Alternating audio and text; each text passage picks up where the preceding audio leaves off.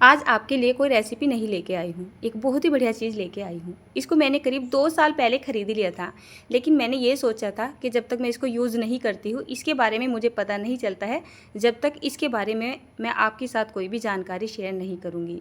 तो ये जो प्रोडक्ट है या फिर हमारे किचन का एक टूल्स है, बहुत ही बढ़िया मतलब मेरे लिए साबित हुआ है। आज मैंने सोचा है कि इसका रिव्यू या फिर इसके बारे में जो जानकारी है आपके साथ भी शेयर कर देती हूँ। तो ये है ओरपेट का multi functional 3-in-1 hand blender, chopper और बीटर। इसमें तीनों ही काम आसानी से हो जाते हैं। इसी डब्बे के अंदर मैंने कांच के गिलास का एक डब्बा रखा हुआ था। सबसे पहले इसको निकाल के मैंने साइड में कर दिया है। कम जगह होती है ना और स्टोर करने के लिए कुछ जगह नहीं होती है, तो तब ऐसे ही थोड़े से जुगाड़बाजी करनी पड़ती है। सबसे पहले मैंने निकाला है इसका गिलास। ये गिलास है करीब 750 ml का। इसमें काफ़ी सारे टमाटर वगैरह या सब्जी जो भी आप चॉप करना चाहते हो या फिर दही वगैरह फेंटना चाहते हो तो वो एक ही साथ हो जाती है, मतलब कितनी सारी। उसके बाद सबसे पहले मैंने आपको दिखाया ये गोल सा जो सर्किल आपको दिखाई दिया, ये था दही फेंटने के लिए। उसके बाद ये जो ब्लेड था ये है सब्जियों को काटने के लिए।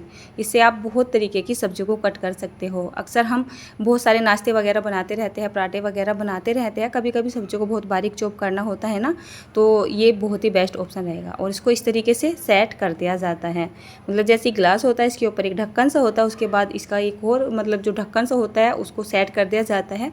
और उसके बाद ये होता है, ये मल्टी काम करता है, मतलब ये यहाँ पर भी काम आता है, ब्लेंडर में भी काम आता है, बीटर में भी काम आता है, हर जगह ये काम आता है। इसका इस्तेमाल मैं सबसे ज़्यादा करती हूँ, ये तो मेरा मतलब निकला ही रहता है। इसके बारे में भी आपको बताऊँगी किस किस तरीके से लगाया जाता है। पहले सभी सामान ना मैं निकाल लेती हूँ।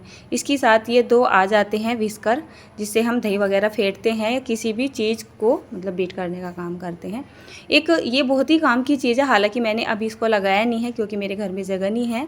तो ये एक हैंग करने के लिए एक जुगाड़बाजी इसमें दी होती है। इसको आप दीवार में हैंग कर सकते हो, इसके पेंच वगैरह भी आते हैं। और जहाँ पे आप इसको हैंग कर दोगे तो आप क्या करोगे, इससे जितना भी आप काम करोगे कर लोगे। और जब आपको ये रखना होगा ना, ऐसे इसको लपेट लपेट के रखना होगा, उठाओगे और उसको टांग लोगे।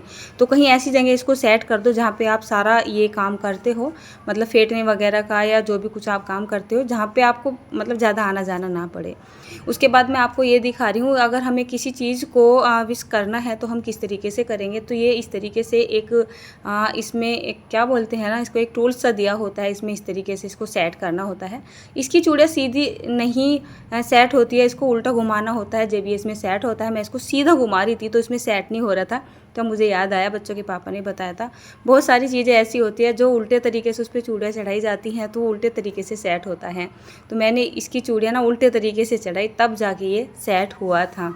उसके बाद मैं आपको ये दिखा देती हूँ इसकी वायर। इसकी वायर काफ़ी लंबी है, मतलब अगर आपका बोर्ड थोड़ी सी दूरी पे है ना और आपको ऐसा लग रहा है कि वहाँ तक हम नहीं पहुँच पाएंगे, तो आप कहीं भी इसको बोर्ड में लगा सकते हो और कहीं पर भी बैठ के आराम से काम कर लेते हो। मैं बेड पे रख के भी कर लेती हूँ एक बोर्ड में लगा के। उसके बाद ये जो विस्कर है ना, इसके एक बहुत ही काम के हैं। ये मैंने रेगुलर ही निकाले हुए हैं बाहर बल्कि। और ये है एक ब्लेंडर जो साग वगैरह जो है ब्लेंड करने के काम आता है। हालांकि इसका काम मैंने बहुत ही कम किया है, 1 से 2 बार ही। और ये जो विस्कर है, इनका काम तो मेरे घर में डेली के डेली पड़ता ही रहता है। कभी दही फेंटने के लिए, कभी कढ़ी वगैरह बनाते हैं या कोई भी ऐसा काम करना पड़ जाता है, थोड़ा बहुत मक्खन वगैरह बनाना पड़ जाता है, तो इनको मैं निकाल के रखती हूँ। और इनको धोना भी बहुत ही आसान है, इसमें सेट करना भी बहुत ही आसान है।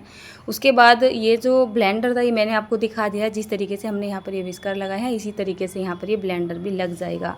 आपकी बहुत ही कम समय में और काफ़ी सारी सब्जियाँ वगैरह भी चॉप हो जाएंगी। और इसकी अगर मैं प्राइस की बात बताऊं तो इसका प्राइस वैसे कम भी नहीं है, होने के लिए ठीक ठाक ही है।